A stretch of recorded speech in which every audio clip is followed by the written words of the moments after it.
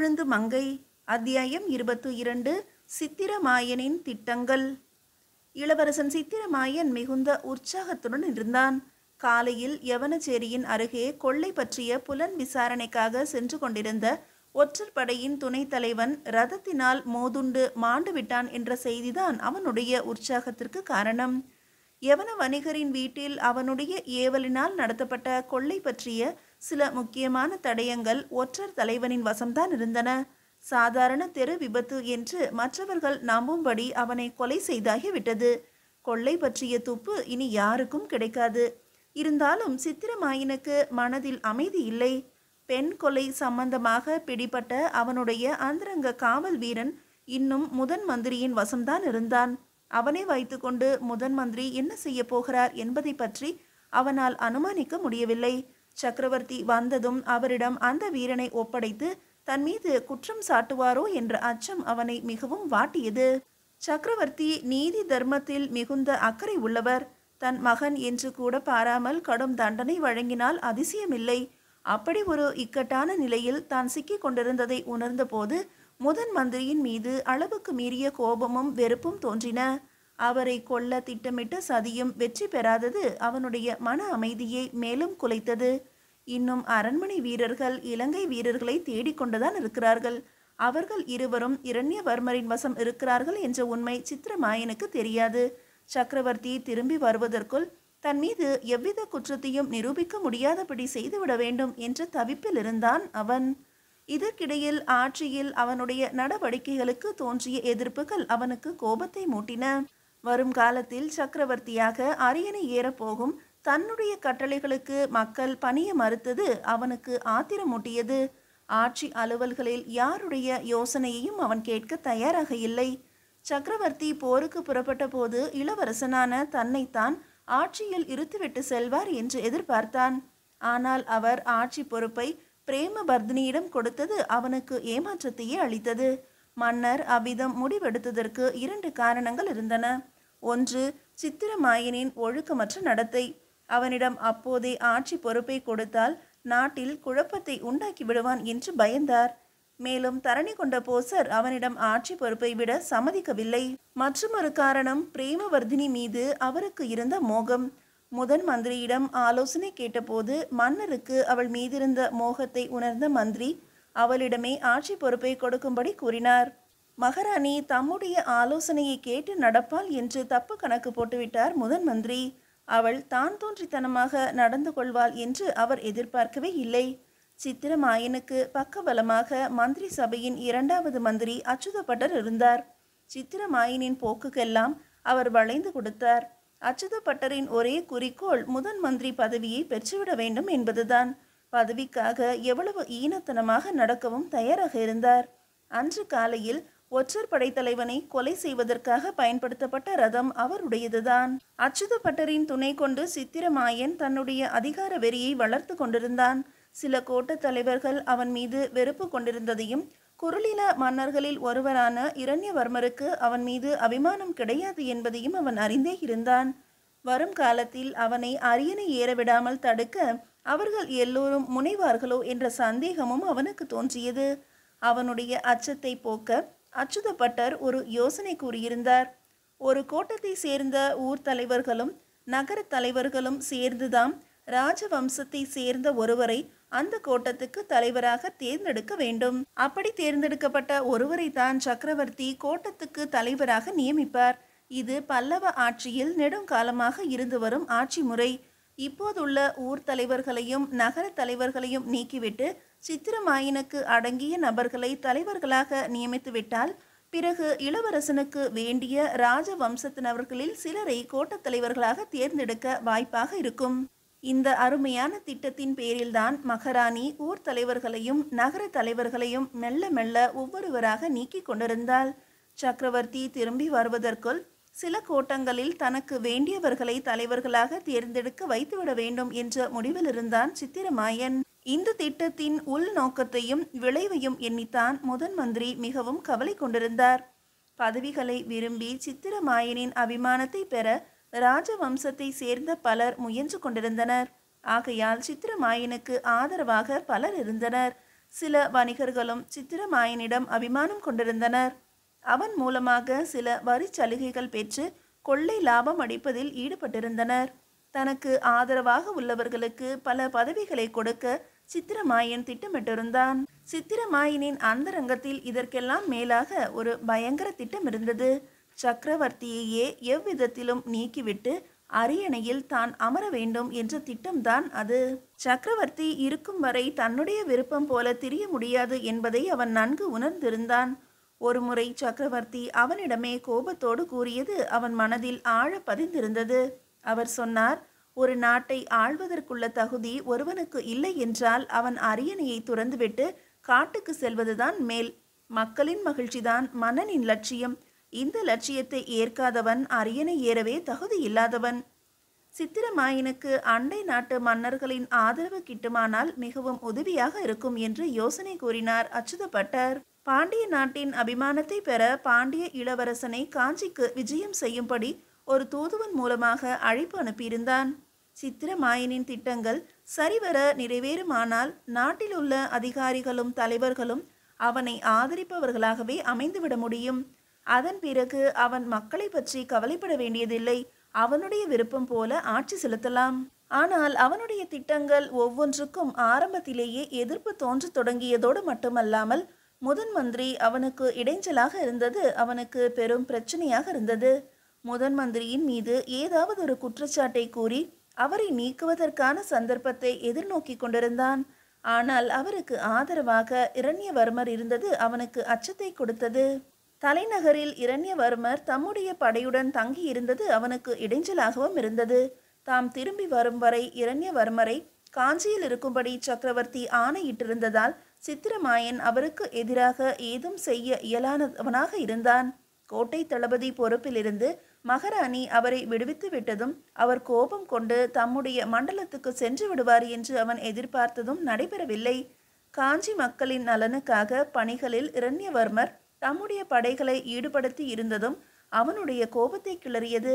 மக்கள் இரண்யவர்மரை புகழ்ந்து அவனுக்கு எதிரேயே வாழ்த்தொழிகள் எழுப்ப தொடங்கியிருந்தார்கள்.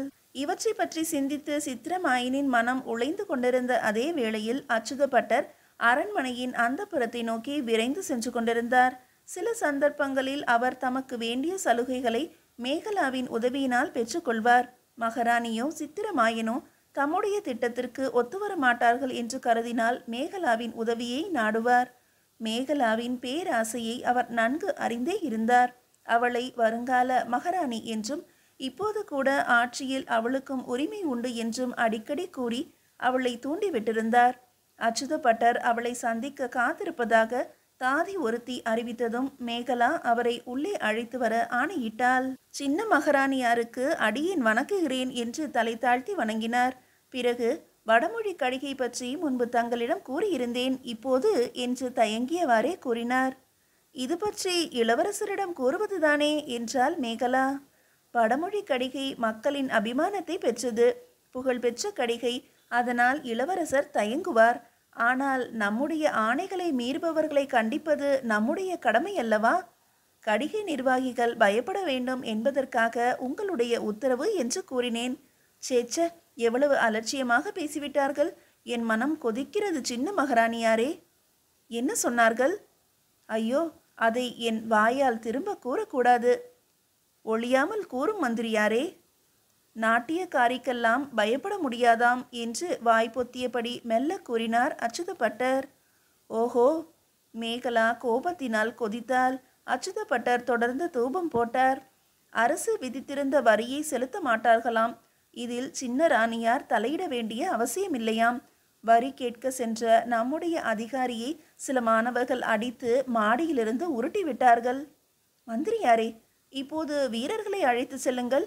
படைத்தலைவனுக்கு என் முத்திரை மோதிரத்தை காண்பியுங்கள் என்று தன் முத்திரை மோதிரத்தை மந்திரியிடம் கொடுத்தாள். என்னை கேவலமாக பேசிய கடிகைக்காரர்களை நாய்களைப் போல அடித்து கொல்லுங்கள். கடிகையை இடித்து சூறையாடுங்கள். போங்கள் சீக்கிரம். மேகலாவின் கோபத்தை தமக்கு சாதகமாக்கி கொண்ட மகிழ்ச்சியில் அச்சுதப்பட்டர் அங்கிருந்து விரைந்து சென்றார். லீனாவை கண்ட பிறகுதான் உதயச்சந்திரனுக்கு ஏற்பட்டிருந்த மனக்கலக்கம் மறைய தொடங்கியது. லீனாவும் அவனும் தோட்டத்தில் பேசிக் கொண்டிருந்த போது அவனுடைய நினைவில் மேகலாவின் நினைவு குறுக்கே வந்து கொண்டிருந்தது. சின்ன ராணியின் அழகுக்கும் லீனாவின் அழகுக்கும் தான் எவ்வளவு வித்தியாசம்! ராணியின் அதீதமான கவர்ச்சியினுள்ளே மூழ்கி எப்படி மூச்சு திணறிவிட்டான். காட்டாற்று வெள்ளம் நுங்கும் நுரையுமாக சீறி பாயும் போது எவ்வளவு அழகும் கம்பீரமுமாக இருக்கிறது. ஆனால் அதில் சிக்கிக்கொண்டால் எப்படி சுற்றி சுழன்று மூச்சு திணறி தண்ணீரின் ஆழத்துக்குள் அமிழ்ந்துவிட வேண்டியிருக்கும். அப்படித்தானே மேகலாவின் அணைப்புக்குள் சிக்கியிருந்த போது தத்தளித்து விட்டான். ஓ, என்ன உணர்ச்சி அது!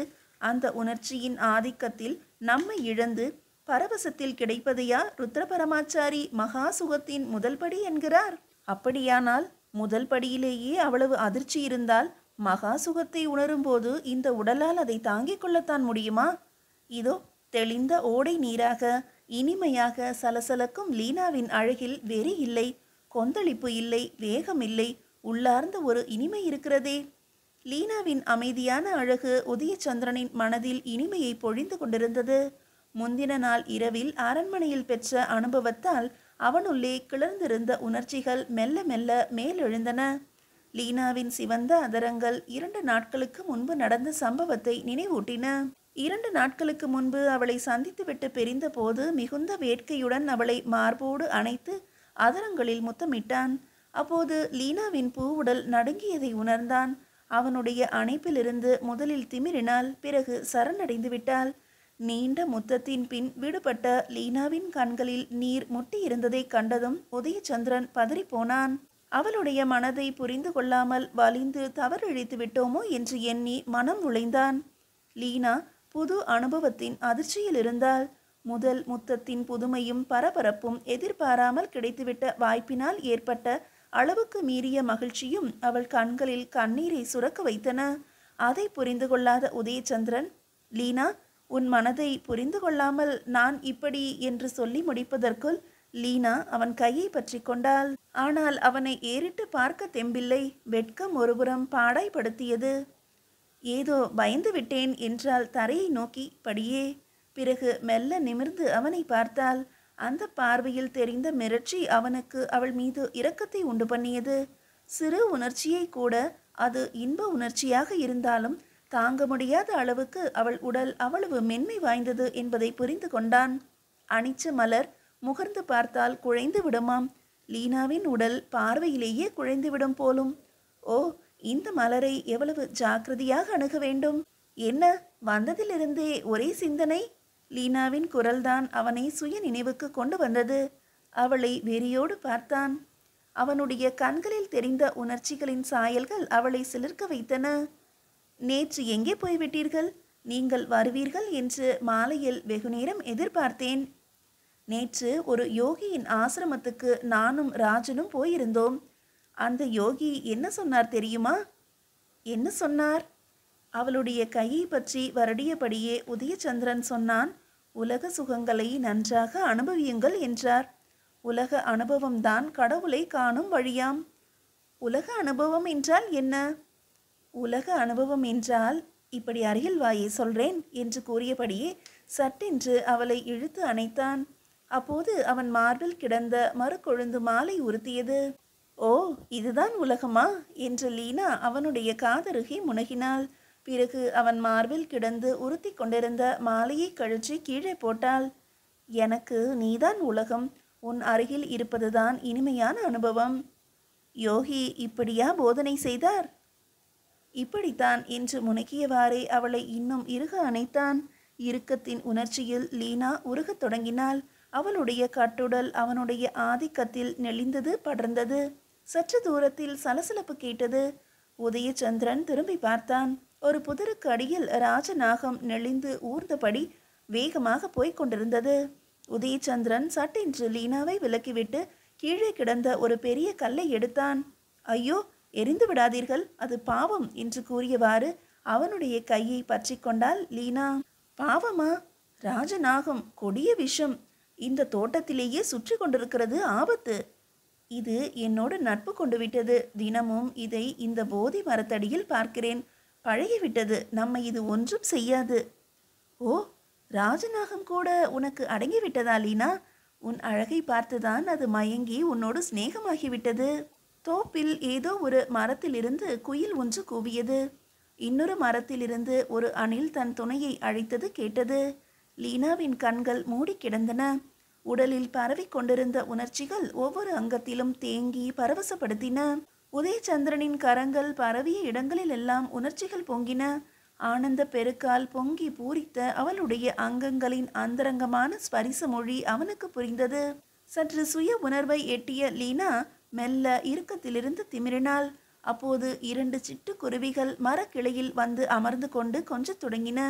இடையிடையே அவர்களையும் கவனித்தன. ஓ, புது அனுபவமா?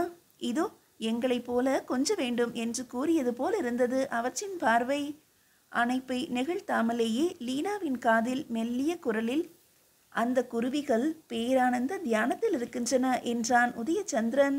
அந்த காலை நேர குளுமையும் தோப்பின் இயற்கை அழகும் பறவைகளின் காதல் கூவல்களும் தோப்பினூடே இசைப்பாடி கொண்டிருந்த தென்றலும் மறுக்குழுந்தின் மனமும் இளமையும் அங்கு ஒரு நாடகத்தையே நடத்தி கொண்டிருந்தன.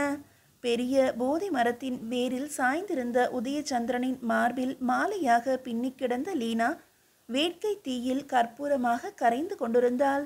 அவளுடைய மூச்சின் உஷ்ணத்தில் உதயச்சந்திரன் வெந்து கொண்டிருந்தான். அங்கே 2 உயிர்கள் மகா சுகத்தின் முதற் படியில் ஏறிக்கொண்டிருந்தன.